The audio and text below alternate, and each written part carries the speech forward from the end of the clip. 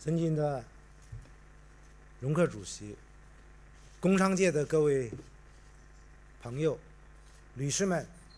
先生们，刚才容克主席在发言当中一再抱歉，我们推迟了几个小时会面的时间。我也很遗憾，和大家见面也推迟了几个小时，但是它印证了中国的一句话，叫做“好事多磨”。中欧已经走过了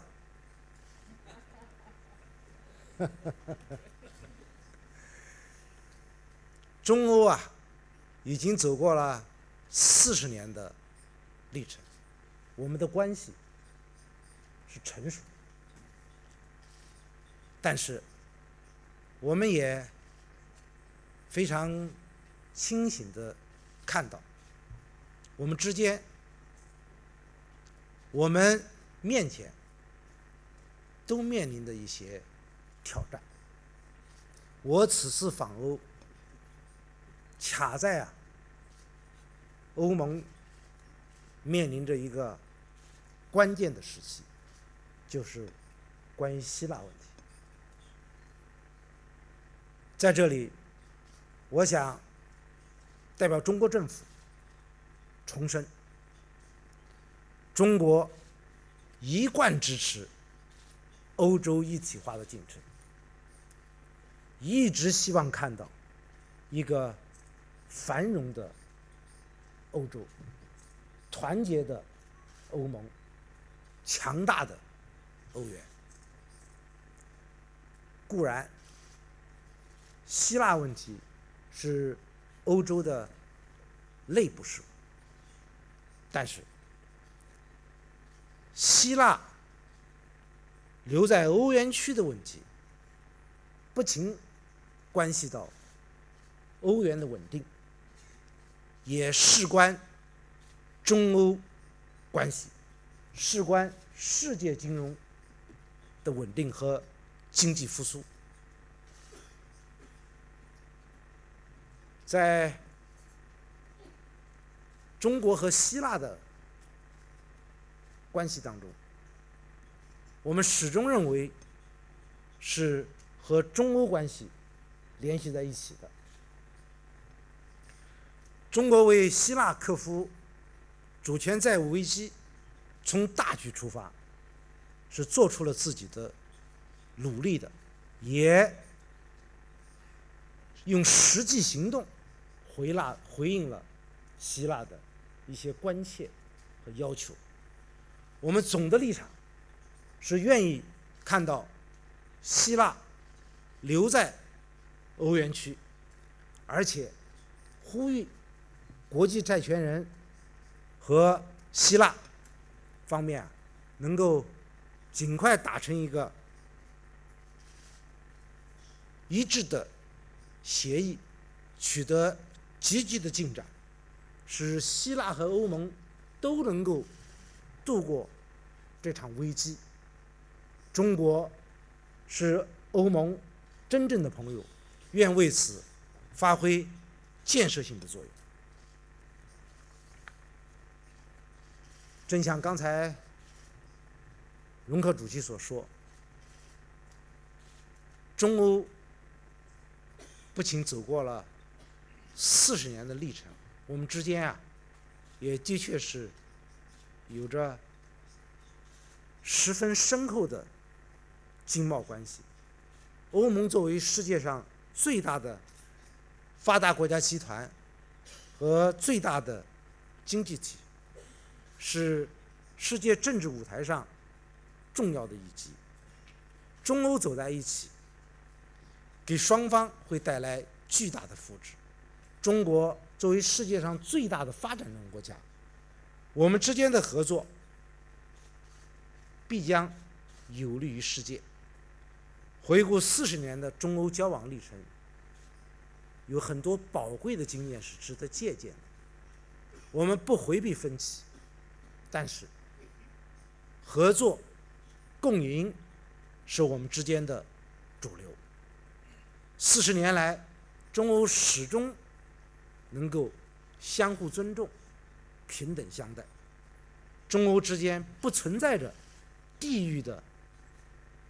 政治矛盾的冲突，也就是说，没有根本的利害冲突。中欧都主张世界多极化和文明的多样化，都主张通过协商来解决问题，所以中欧关系可以说是世界和平稳定的稳定器。40年来，中欧都致力于相向而行，互利共赢。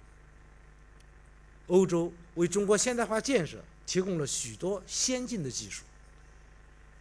中欧贸易合作已经成为欧洲乃至全世界经济增长的重要依托。正像刚才容克主席所说，很多人可能不知道中欧之间每天的贸易额量。我清晰的记得，就去年我们每天中欧的贸易量用天来计算是17亿美元，所以在全年它形成的数量之大，超过了6000亿美元。大家想一想，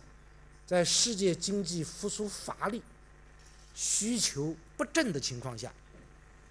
这对世界经济是怎样的支撑？40年来，中欧共同促进文明对话、交流互鉴。中华文明和欧洲文明都具有开放包容的鲜明特点。今天，中欧的人文机制更加成熟，我们之间有很多对话，包括人权对话。这个对话是持续的，而且是坦诚的。今天晚上，容克先生，你有机会提出各种各样的问题。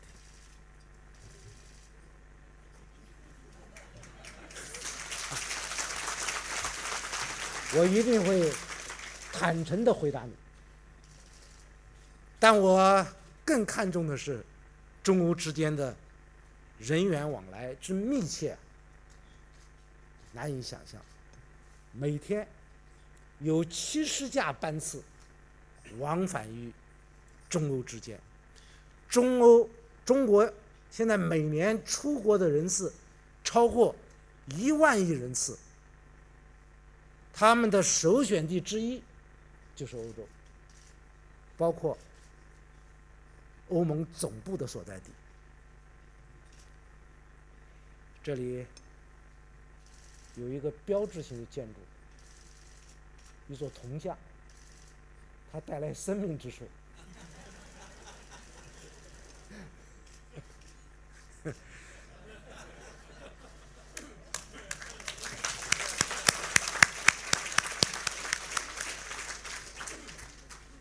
面对新形势啊，中欧双方领导人应当登高望远，脚踏实地，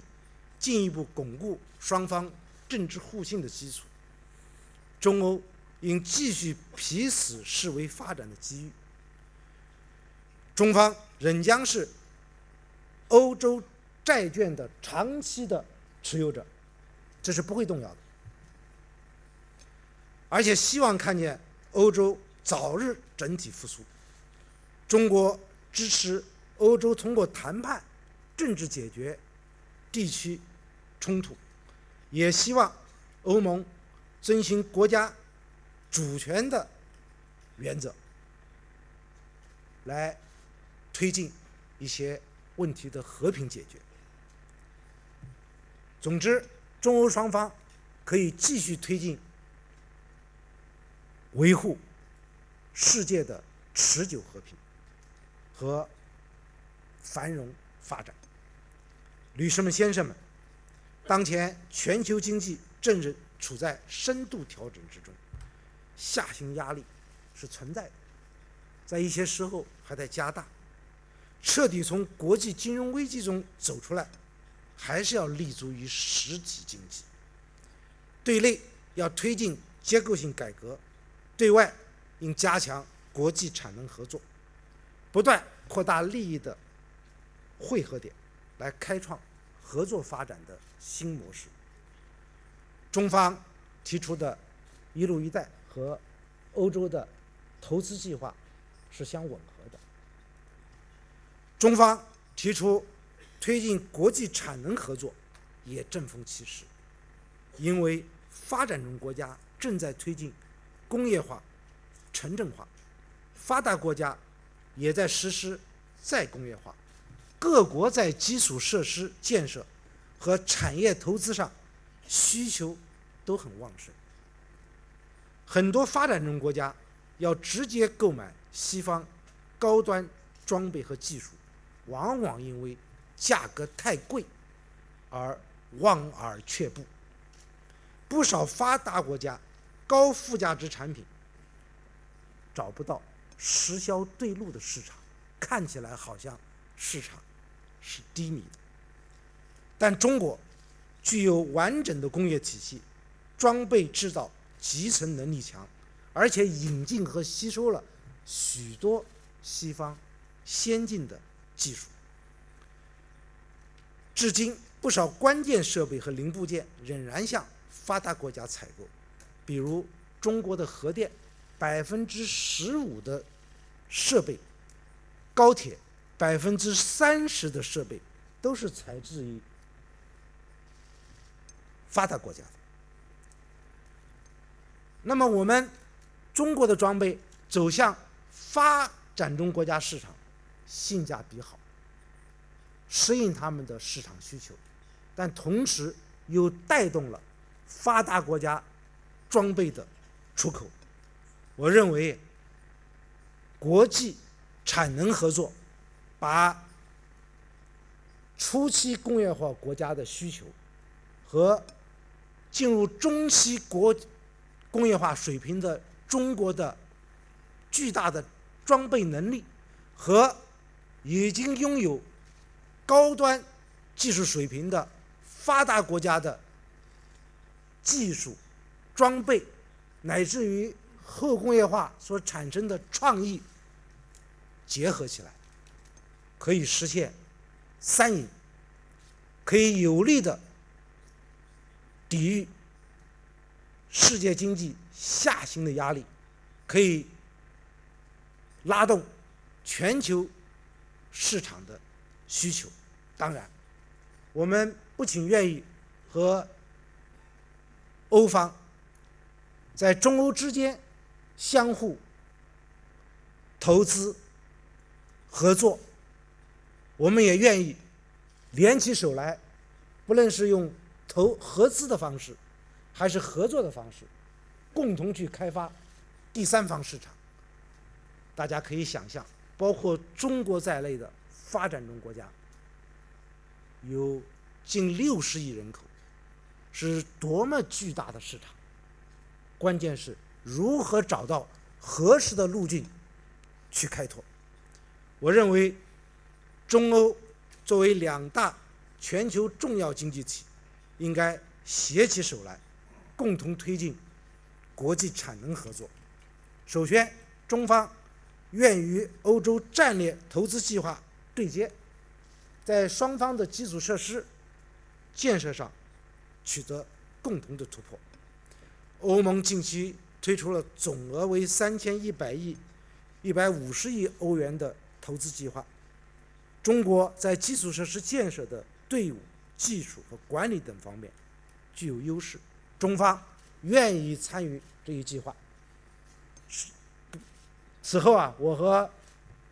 图斯克容克主席将共同讨论中方以怎样的方式来参与。可以说，中方参与你的计划的考虑是宏大的，我希望你有更好的胃口。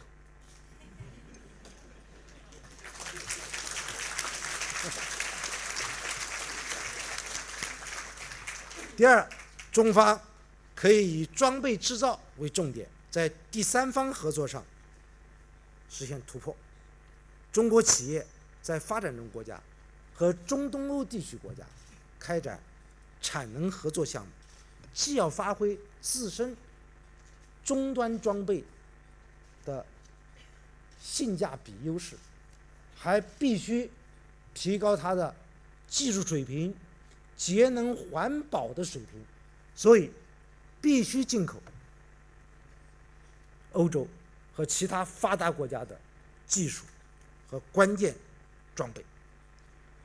中方愿意和欧方携手进行第三方合作，中方也愿意吸收各种有经验的模式来推进，不光是刚才我讲的投资合资合作，包括 PPP 等，还有特许经营。第三，就是我们要面向产业投资需要，在金融合作上取得突破。中国众所周知有充足的外汇储备，愿意购买欧债、直接投资等多种方式参与欧洲发展。中欧投资合作应面向实体经济，开展产能合作。我们优先支持欧洲投资计划，中方将积极考虑建立中欧共同投资基金，助力欧洲战略投资基金，还将扩大购买欧洲投资银行债券，充分发挥泛欧投资平台、中东欧投融资框架等金融安排的功能。同时，我们会发挥好人民币清算行作用，健全 ACOFI II 的制度，让金融合作成为双方利益的紧密的纽带。最后，我想提出的是，中欧还应在提升贸易自由化、投资自由化水平上有所突破。国际产能合作是开放的合作，有助于使各国贸易和投资更加自由化和便利化。中欧要本着互惠互利的原则，处理好贸易摩擦问题。6000亿的总额贸易，没有摩擦那是不可想象的。但是，中欧双方有智慧、有能力，妥善的处置摩擦。我们希望到2020年，贸易额能够达到1万亿美元，也可能我说这个话相对保守了，到时候可能还会超过。但是我们希望要有一些机制性的建设，包括我们和欧盟建立法律对话机制，推进 BIT 谈判，早日启动 FTI 谈判的可行性研究。讲了这么多经济，我们还是要讲一下人文，因为人文是中欧交流的重要支柱。双方还要继续发挥中欧高级别人文交流机制的统领作用，继续办好中欧文化对话联活动，来加强多领域的合作。中方同意欧方在中国15个非使领馆所在城市开设签证申请中心，这可以说是一个特殊的安排，是中欧双方互表善意的结果，这会为中国公民赴欧提供方便。在此期间，中国和欧盟还将共同发表应对气候变化联合声明，决定在气候变化领域加强对话沟通，推动国际谈判。我们愿和欧方与国际社会一道，为建立公平合理、合作共赢的全球治理体系而不懈努力。著名的欧洲哲学家莱布尼茨在《中国纪事》一书中写道：中国人以观察见长，而我们以思考领先，正宜良好合一，互相取长补短，用一盏灯点燃另一盏灯。中国古代许多先贤都说过：坐而言，不如起而行，言必行，行必果。这是中国人的理念，在座许多人都见证了中欧关系发展的辉煌历程。我们不仅要做观察者和思考者，更要做行动者和创造者。相信中欧会有更加辉煌的40年，未来的40年。到那个时候，我希望荣寇先生继续参加这样的会议。谢谢。